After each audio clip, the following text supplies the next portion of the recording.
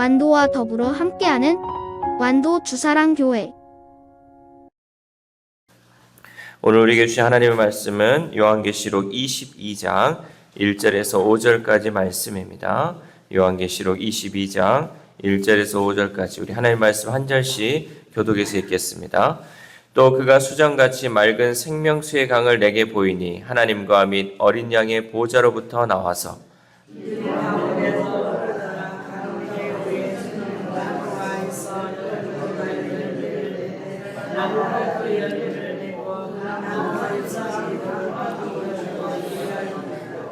다시 저주가 없으며 하나님과 그 어린 양의 보좌가 그 가운데에 있으리니 그의 종들이 그를 섬기며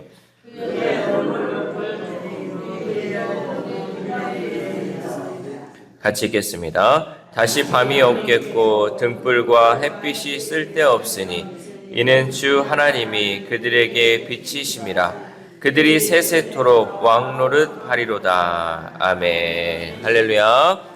오늘도 하나님 주신 말씀을 통하여 오늘 하루 하나님의 은혜로 살아가는 귀한 하루 되시기를 소망합니다.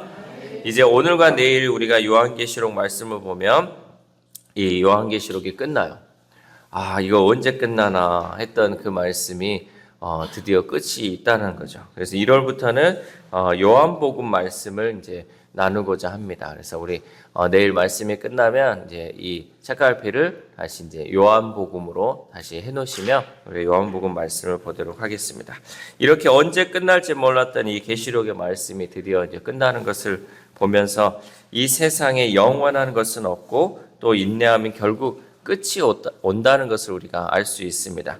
특별히 요한계시록 말씀 보면서 정말 어렵고 또 다루기 어려운 그 계시록 말씀이었지만 결국 그 안에는 천국의 비밀이 있고 끝까지 인내하고 믿음을 지키는 자에게 하나님께서 우리에게 천국을 허락하신다는 그 말씀이 있음을 우리는 깨닫습니다. 하나님께서는 천지를 창조하시고 사람을 어디에 살게 하셨냐면 에덴이라는 곳에 살게 하셨습니다. 이 에덴은 온 세상을 적시는 네 강의 근원지였어요. 그러니까 에덴에서 이 강이 흘러나갔어요. 그 강을 통하여서 많은 사람들이 살아날 수 있었죠. 에덴은 온 세상의 중심지였죠. 결국은 수도 같은 그 역할을 감당했습니다. 그리고 아담과 하와는 그 에덴의 통치자였어요. 그런데 이제 에덴이 노아의 홍수로 파괴되어서 세상이 황폐해진 후에는 예루살렘이 에덴과 같이 하나님의 은혜가 흘러나가는 근원지, 세상을 다스리는 영적 도읍지 역할을 감당해야 했어요. 그러니까 이제 이 에덴과 같이 생명을 살리는 그 일이 어디서 감당했어야 됐냐면 예루살렘이 그 역할을 감당을 했어야 했어요. 근데 이 예루살렘은 그 역할을 감당하는데 실패를 했고 하나님은 그 성벽과 성전을 무너뜨리셨죠. 그리고 이제는 에덴과 예루살렘이 감당해야 했던 영적 중심지, 세상의 생명을 전하는 수도 역할을 새로운 거룩한 성 예루살렘이 감당하게 하셨어요. 그 거룩한 성이 어디냐? 바로 교회라는 것이죠. 하나님은 이 땅에 교회를 세워주심을 통하여서 그 영적으로 생명이 흐르는 곳으로 이 교회의 사명을 주셨다는 거죠. 거룩한 성 예루살렘에는 하나님과 어린 양의 보좌가 있고 거기서부터 에스겔 선지자가 환상 가운데 목격했던 것처럼 수정같이 맑은 생명수의 강이 흘러나왔다라고 말씀하고 있습니다. 우리 1절 말씀 함께 읽겠습니다. 시작. 또 그가 수정같이 맑은 생명수의 강을 내게 보이니 하나님과 및 어린 양의 보호자로부터 나와서. 아멘. 이것은 천국이 생명으로 가득 찬 곳임을 암시하고 있습니다. 성도는 천국에서 이 귀하고 복된 물을 마실 수 있는 존재라는 사실이죠. 이 땅의 물은 마셔도 다시 목이 마릅니다. 그러나 어린 양으로부터 나오는 이 생명수는 영원히 목마르지 않게 할 뿐 아니라 영생의 복까지 주는 능력이 있는 줄 믿습니다. 그래서 우리는 이 영원한 생명의 물, 생명수를 우리가 마셔야 한다는 거죠. 또한 에덴에는 생명나무가 몇 그루 있었냐면 에덴에는 생명나무가 한 그루 있었어요. 그래서 하나님께서 이 생명나무까지 이 사람이 범할까 해서 이 아담과 하와를 쫓아냈잖아요. 그런데 새 예루살렘에는 이 생명수의 강 좌우에 생명나무가 있어요. 두 그루가 있다는 거죠. 그리고 매달 12가지 열매를 맺고 그 잎사귀는 만국을 치료하는 효능을 갖고 있다라고 말씀하고 있습니다. 우리 2절 말씀 함께 읽겠습니다. 2절 시작. 길 가운데로 흐르더라. 강 좌우에 생명나무가 있어 12가지 열매를 맺되 달마다 그 열매를 맺고 그 나무 잎사귀들은 만국을 치료하기 위하여 있더라. 아멘. 이는 새 예루살렘 곧 교회가 세상에 생명을 주고 세상을 먹이고 치유하는 역할을 감당할 것을 보여주고 있다라는 거죠.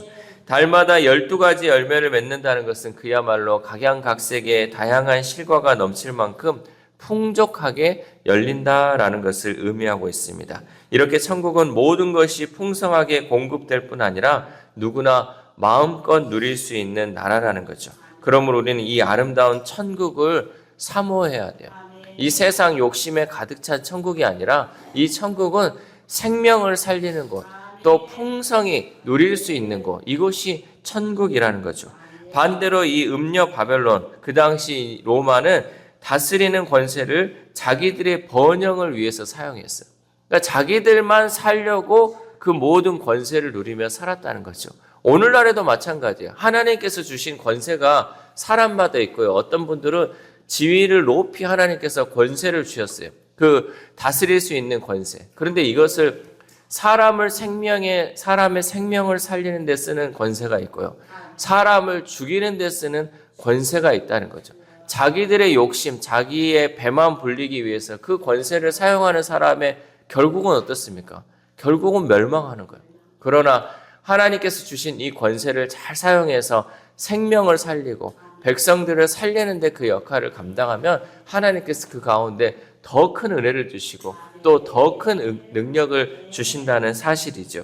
새 예루살렘은 이처럼 온 세상에 생명을 주고 세상을 살리는 역할을 감당한 줄 믿습니다. 우리 주사랑교회 또한 생명을 살리는 교회가 되어야 할 줄 믿습니다. 우리는 잃어버린 저 영혼들, 또 상처 입은 영혼들이 우리 교회로 왔을 때 그 영혼들을 살리는 역할을 감당해야 돼요. 하나님께서 이 달마다 또 씨마다 열매를 맺게 하고 그 열매로 인해 또 치유하는 능력을 주셨던 것처럼 우리 교회 또한 상처받은 영혼들이 이 교회에 나와서 하나님 말씀을 통하여 치유될 수 있도록 우리가 또한 돕는 역할을 하고 기도할 수 있는 교회가 되어야 할 줄 믿습니다. 이 교회가 되어야지 우리가 정말 하나님께 칭찬받고 하나님께 쓰임받는 교회가 될 수 있다는 거죠. 또한 요한은 새 예루살렘에 대한 설명을 마무리하면서 그곳에는 더 이상 저주가 없다라고 말씀합니다. 우리 3절 말씀 함께 읽겠습니다. 시작. 다시 저주가 없으며 하나님과 그 어린 양의 보좌가 그 가운데에 있으리니 그의 종들이 그를 섬기며 아멘. 이는 완성된 하나님 나라의 가장 중요한 특징 중에 하나이죠. 이스라엘이 가나안을 정복할 때 하나님은 모세를 통해서 그들 앞에 무엇을 주었냐면 축복과 저주를 줬어요. 하나님 말씀에 순종하면 뭘 준다? 축복을 주고 하나님 말씀을 거역하면 저주를 내린다고. 그래서 신명기 말씀을 보면 이 축복과 저주가 함께 나왔어요. 그래서 이 온전하고 완전하지 못한 이 이스라엘 모습을 보여줬는데, 그런데 이스라엘은 이 온전한 모습으로 하나님과 동행하지 않아서 언제나 이 불순종으로 인해서 저주를 당할 위험을 안고 있었어요. 그러나 새 예루살렘에는 하나님과 어린 양의 보좌가 그 안에 있을 뿐 아니라 그 종들이 직접 하나님을 섬기고 그 종들의 이마에 하나님의 이름이 있기에 그 누구도 저주를 받지 않는다라고 말씀하고 있죠. 우리 4절 말씀 함께 읽겠습니다. 4절 시작. 그의 얼굴을 볼 터이요 그의 이름도 그들의 이마에 있으리라. 아멘. 이제 여기서 얼굴을 본다는 의미는 예수 그리스도께서 다시 오실 때에 얼굴과 얼굴을 맞대고 하나님과 예수 그리스도를 분명하게 뵙는다라는 의미를 갖고 있죠. 우리가 말씀도 보면 지금은 희미하게 보이나 지금은 정확하게 볼 수 없으나 그때가 되면 마지막 때에 주님이 다시 오시면 우리가 주님의 얼굴을 볼 수 있다라고 말씀하고 있죠. 그의 이름도 그들의 이마에 있다라는 이 말씀은 하나님의 소유가 되어서 전 인격적으로 하나님과 연합함을 의미하는 거예요. 그러니까 우리의 이제 이름이 성도로서 하나님의 자녀로서의 그 이름이 있다는 것을 우리가 하나님의 소유된 백성이다라는 것을 의미하고 있다는 거죠. 우리는 천국에서 하나님과 더불어 먹고 마시는 막힘없는 친교를 나눌 것이며 그의 존귀하신 전에 나아가 예배를 드릴 줄 믿습니다. 그러므로 우리가 해야 할 것은 더욱 당당하게 이 십자가의 복음을 세상 끝까지 전하는 그 사명을 감당해야 한다라는 거죠. 마지막으로 하나님이 빛이 되시기 때문에 등불과 햇빛이 쓸데없다라고 고백합니다. 우리 5절 말씀 함께 읽겠습니다. 시작. 다시 밤이 없겠고 등불과 햇빛이 쓸데없으니 이는 주 하나님이 그들에게 빛이심이라. 그들이 세세토록 왕노를 하리로다. 아멘. 천국에는 밤이 없고 등불과 햇빛이 쓸데가 없습니다. 왜냐하면 하나님의 영광의 광채가 빛이기 때문입니다. 우리는 지금 빛이 없으면 살 수 없잖아요.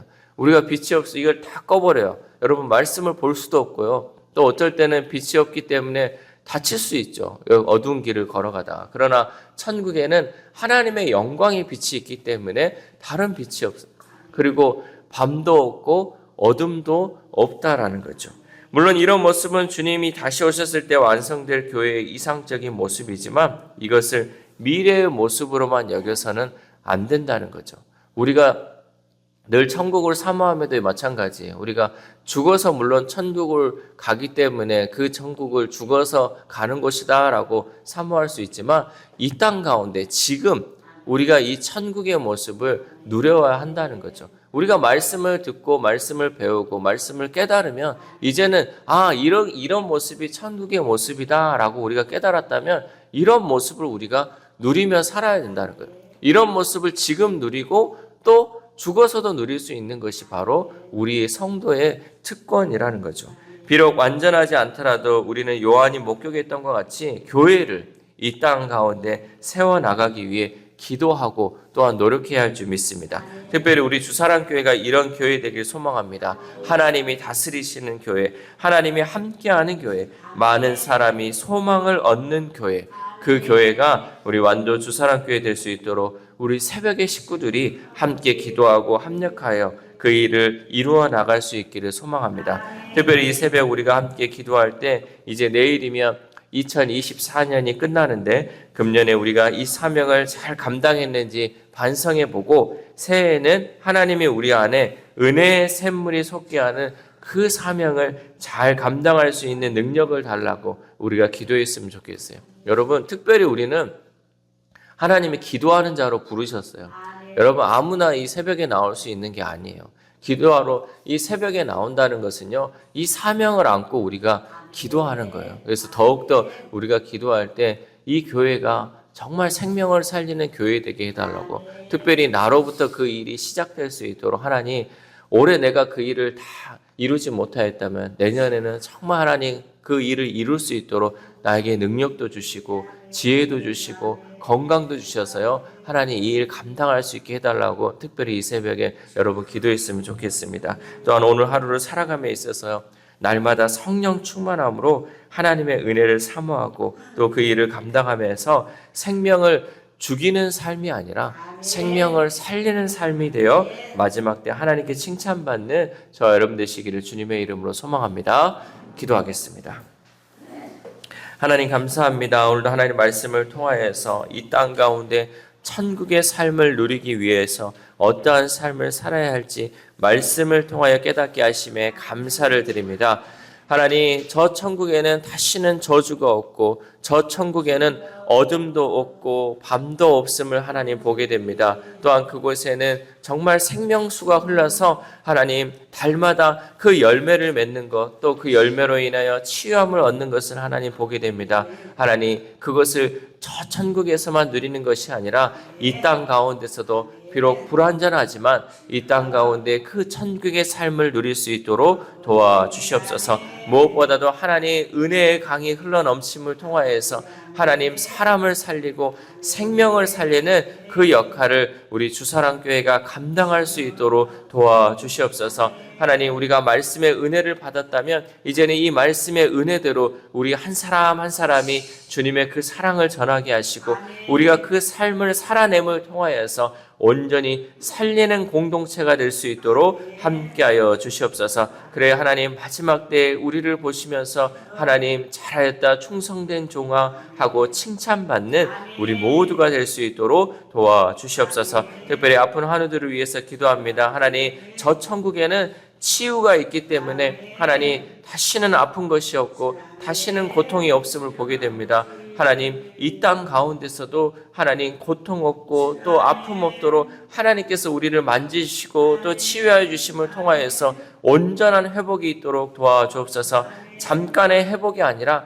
하나님 완전한 치유가 있게 하시고 완전한 회복이 있게 하심을 통하여서 하나님 그 환우들이 온전히 하나님만을 바라볼 수 있도록 도와주시옵소서. 또한 우리의 다음 세대에 우리의 자녀들이 있습니다. 하나님, 여기까지 하나님께서 인도하여 주셨는데 앞으로의 삶 가운데도 하나님께서 붙들으시고 함께하여 주시옵소서. 우리의 자녀들 세상 것이 좋아서 하나님 여행 다니고 또 세상 것이 좋아서 세상만 쫓아가지 않게 하시고 하나님 끝이 있고 마지막이 있고 심판이 있다는 그 사실을 하나님 우리 자녀들이 지혜롭게 깨달음을 통하여서 늘 하나님과 함께하게 하시고 하나님 말씀을 통하여 깨닫는 그 은혜가 있도록 주님 붙들어 주시옵소서. 하나님, 오늘 하루를 살아갑니다. 오늘 하루 우리의 삶 가운데 어떠한 일이 일어날지 모르고 오늘 하루가 우리에게 마지막이 될 수도 있다는 것을 우리가 잊지 말고 늘 하루 주어진 그 삶 가운데 최선을 다해 살아가게 하시고 하나님의 영광을 위해 살아갈 수 있는 귀한 하루 될 수 있도록 도와주시옵소서. 이 모든 말씀 우리를 구원하여 주신 예수 그리스도의 이름으로 기도드립니다. 아멘.